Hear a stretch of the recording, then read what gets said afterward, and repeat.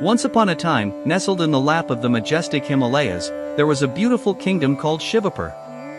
It was a land of prosperity, lush green fields, and peaceful people.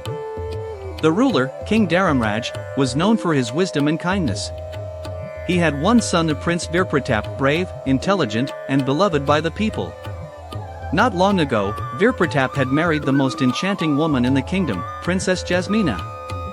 Her beauty was beyond compare: emerald eyes, golden hair, and a smile that could melt even the hardest hearts. But it wasn't just her appearance, she was kind, clever, and deeply loved by the people. The palace rejoiced in celebration, and life seemed perfect until something changed. Towards the end of the monsoon season, strange signs appeared. The skies turned dry. Clouds passed without rain. Rivers shrank, and ponds turned to cracked earth. Wells emptied. Crops died. The earth itself seemed cursed. King Dharamraj summoned his court scholars, priests, and even foreign experts.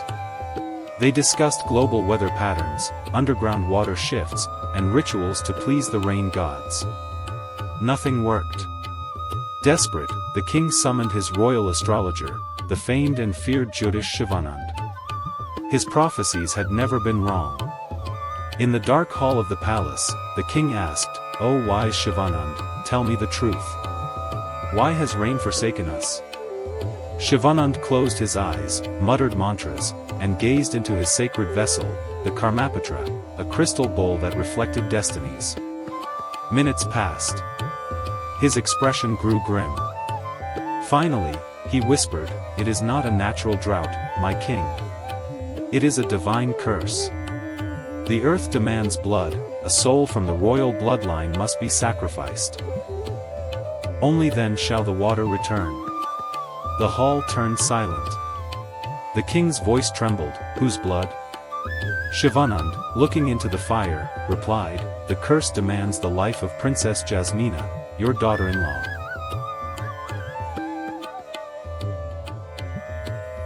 The king and queen, Gaurashri, were stunned. Gaurashri cried, "She is our daughter.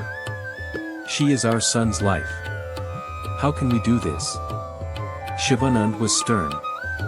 "If the sacrifice is not made, death will claim thousands.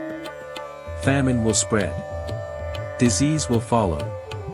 The gods are angry, and only her pure soul can cleanse this sin."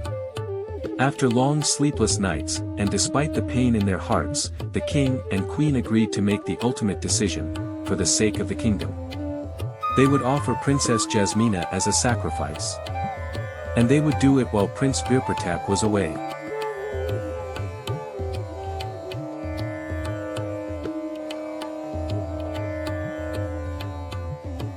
At that time, Virpratap was on a journey to the western forts, inspecting borders and visiting ancient ruins. He had no idea about the kingdom's troubles or the decision his parents had made. Back at the palace, Jasmina had started to sense something. The queen looked nervous around her. The servants whispered and avoided her gaze.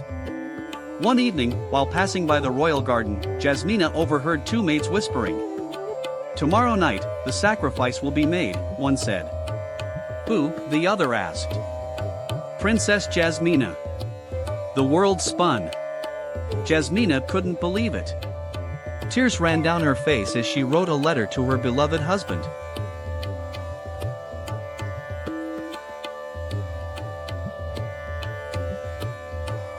On the following evening, Jasmina was brought to the old temple by the palace pond. It was the same place the ancient water spring once flowed from, but it had been dry for years. The moon was full. The pond reflected its pale light, and shadows danced around the temple. King Dharamraj and Queen Gaurashri sat at the back, their faces pale with sorrow. Jyotish Shivanand stood in the center, dressed in black robes, chanting ancient verses. Jasmina was calm. Her heart was heavy, but she was not afraid. She stood tall, her eyes scanning the darkness, silently hoping for a miracle. Far away, in the deep woods, Virpratap suddenly halted his horse. A strange vision had come to him in a dream: Jasmina, crying in a circle of fire, her blood flowing into a spring, and a voice screaming, "Save her!" He woke up sweating. He jumped on his horse and rode like a madman through the forest, through the night, guided by the moonlight.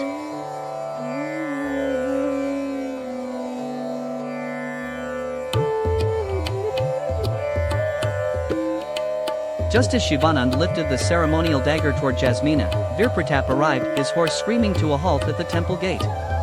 "Stop!" he shouted. But it was too late. The blade had cut Jasmina, not fatally, but enough to draw blood. Virpratap rushed in, grabbed the blade from Shivanand, and stood between his wife and death. "You chose her," he cried. "You chose her without asking me?" King Dharamraj looked down in shame. Queen Gaurashri could not meet his eyes. Virpratap looked around at the temple, the priest, the parents he once trusted. Then, in a moment of painful clarity, he made a choice that would be remembered for centuries. "I will give my own blood."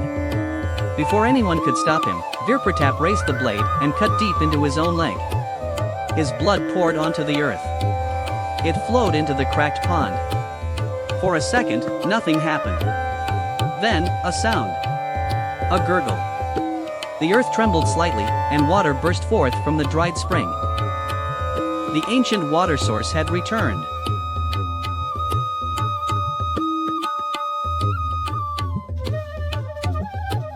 The water didn't just return that night. It gushed stronger than ever. By morning, the pond was full. The nearby fields drank the water. The rivers woke up. The land turned green once again.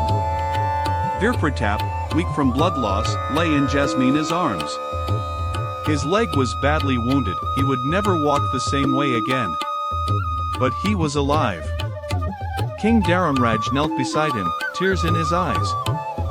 "We were wrong, my son. We failed you both." Virpratap whispered, "You failed yourselves. You let fear win over love." He looked at Jasmina. "No power in this world, no god, no curse, is stronger than the love between us."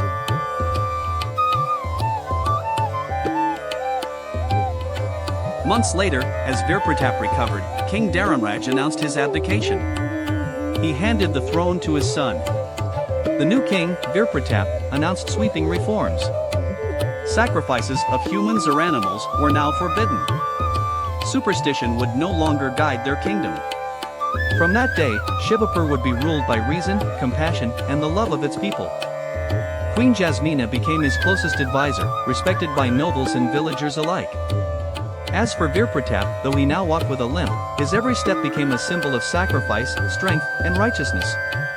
And the spring of blood, once dry and dead, now flowed forever, reminding generations of the night a prince gave his blood for love.